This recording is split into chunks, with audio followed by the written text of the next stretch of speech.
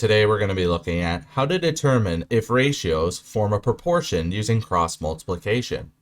We have a couple of examples that we're going to work through together here, so let's get started. It's important to note that in order for ratios to form a proportion, they must be equivalent or equal ratios. And in order to determine if ratios form a proportion, as we can see up top highlighted in yellow, we're going to cross multiply and then check if both sides are equal. So jumping right into question number 1, we're being asked to see if the ratios of 2 to 6 and 5 to 15 form a proportion. So the first thing we're going to do down below is we're going to rewrite these ratios in fractional form.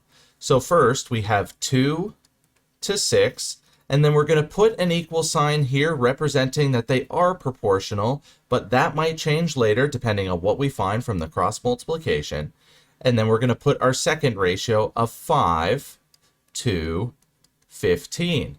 So now we're ready to start cross multiplying here. So first we're going to be multiplying 6 times 5, which we know gives us 30. So down below we're going to write our 30, and then we're going to put our equal sign, we're going to bring it down, and then we're going to cross multiply once again. So now we're going to be multiplying 15 times 2, which we know gives us 30. And clearly here we can see that both sides of our cross multiplication products are equal. So that means that these ratios form a proportion, which we can write as 2 to 6 is equal to, or it forms a proportion with 5 to 15. Now moving on to question number 2, where this time we're being asked to see if the ratios 4 to 11 and 3 to 9 form a proportion. So the first thing we're going to do down below is we're going to rewrite these ratios in fractional form.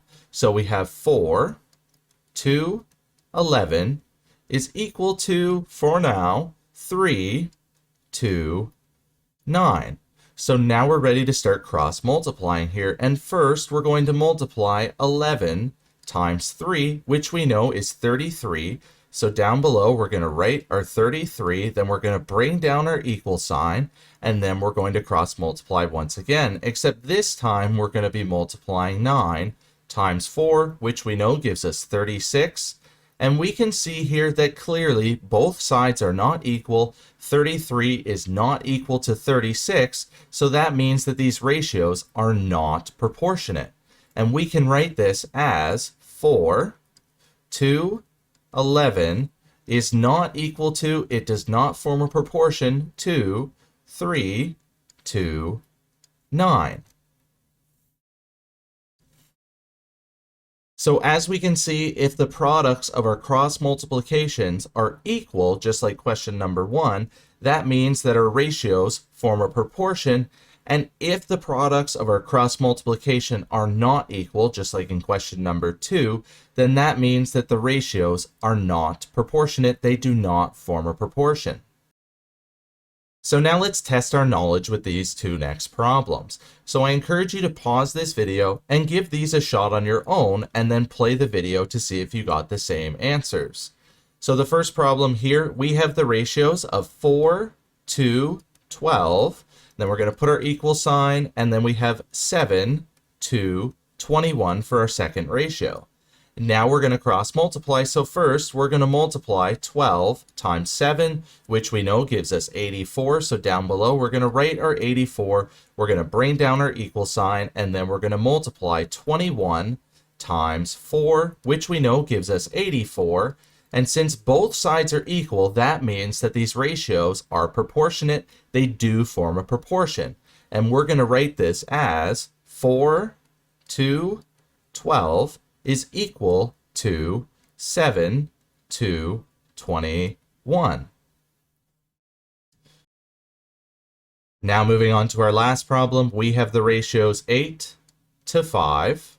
We're going to put our equal sign, and then our second ratio we have 11 to 7. Now we're ready to cross multiply to see if these ratios form a proportion. First, we're going to multiply 5 times 11, which we know gives us 55. So down below, we're going to write our 55. We're going to bring down our equal sign, and then we're going to cross multiply once again, except this time we're going to be multiplying 7 times 8, which we know gives us 56. And since 55 and 56 are not equal, that means that these ratios do not form a proportion, which we could write as 8 to 5 is not equal to, it does not form a proportion with 11 to 7.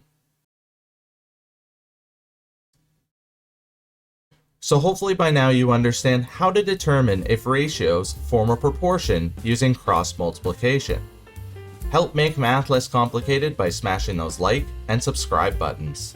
As always, enjoy today's math journey.